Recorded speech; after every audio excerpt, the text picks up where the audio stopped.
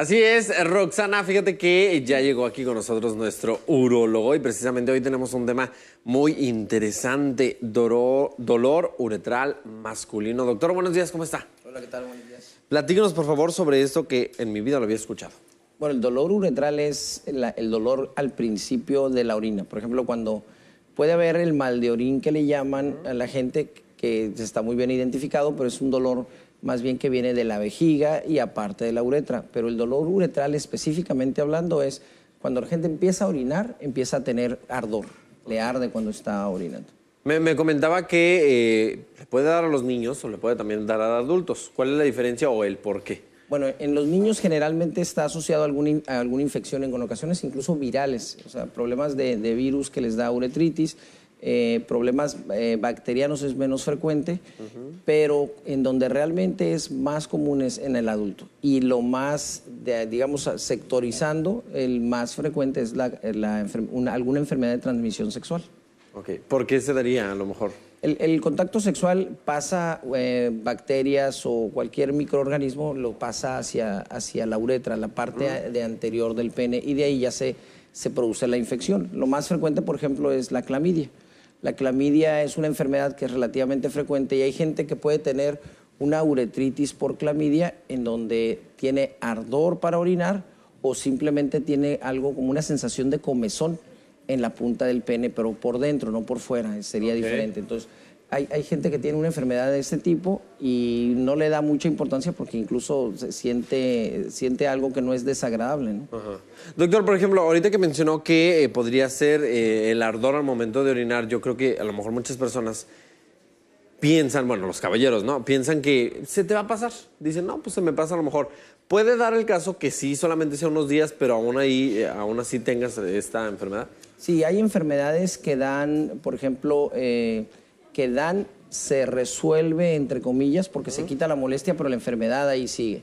Y pueden pasar a lo que llamamos a ser como portador asintomático. Puede transmitir la enfermedad sin necesidad de tener las molestias. Por ejemplo, hablando de una uretritis, por ejemplo, es por gonorrea. La uretritis por gonorrea es una enfermedad que en el hombre es muy sintomático, da mucho pus, sale pus, da poquita molestia, pero da mucha, digamos, mucha producción de secreción.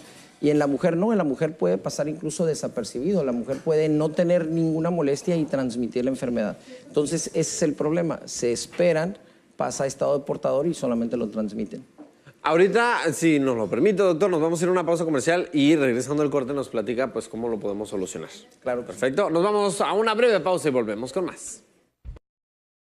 Ya regresamos y sigue aquí con nosotros el urólogo Andrés Hernández Porras, que nos hablaba sobre esa enfermedad del dolor uretral masculino.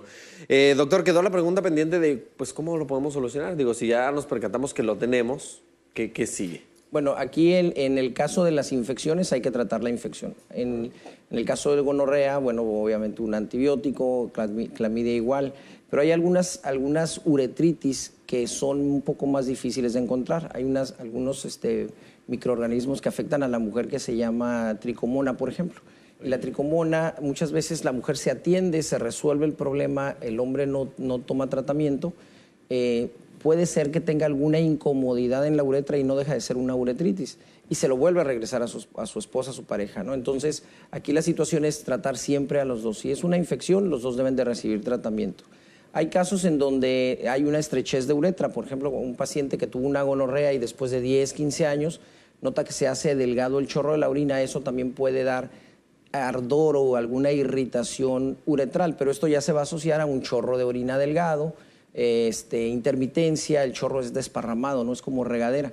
Entonces, en esos casos, bueno, cuando tenemos una uretritis por una obstrucción, se tiene que hacer un corte, se tiene que resolver la obstrucción para ampliar el chorro de la orina y que se quite la molestia. ¿Qué es lo que se corta? Se corta la estrechez. La estrechez es una cicatriz que crece alrededor, digamos, del tubo, del túnel por donde pasa la orina. Entonces, la uretra hace esa estrechez, se corta en segmento y se vuelve a unir o se corta a lo largo con un cuchillo especial.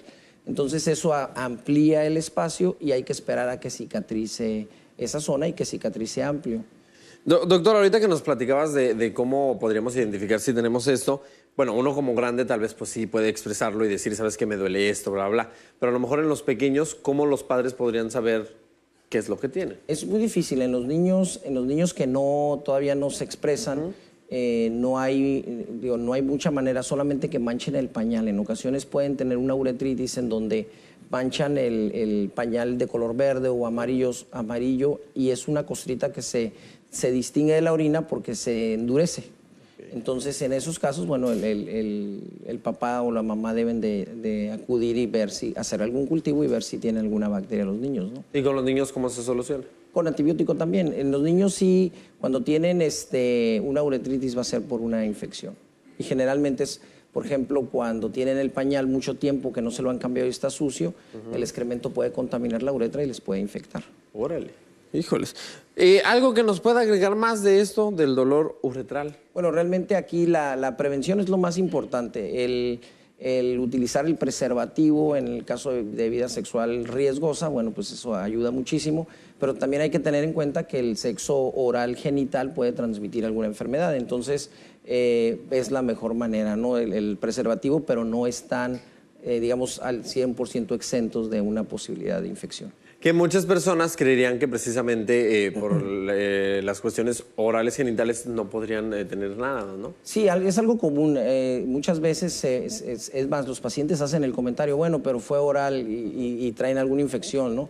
Entonces, por ejemplo, el caso hablando de transmisión sexual, si una persona tiene herpes en la boca y hay relación, se lo puede contagiar, aunque sea el herpes tipo 1, que es el que más frecuente en la boca. Si tiene papilomavirus en la boca, en la garganta, lo puede contagiar. Entonces, son realmente enfermedades que son delicadas y que pueden ser transmitidas de igual manera. Ahora, se aconseja, hay preservativos para uso cuando hay sexo oral, pero no es el uso tan común como con los normales, ¿no? Digamos, los regulares. Perfecto, pues ahí está la información con nuestro urólogo de cabecera. Doctor, por favor, si alguien tuviera alguna molestia o tuviera problemitas, ¿cómo se puede poner en comunicación con usted? Sí, es el 634-1138 aquí en Tijuana y estamos enfrente del Secuto. Eso, muchísimas gracias, doctor Andrés Hernández Porras, el día de hoy con nosotros. Y bueno, vamos a seguir hablando de salud, pero ahora de salud de nuestros cachorros, de nuestros animalitos. Vamos con Roxana.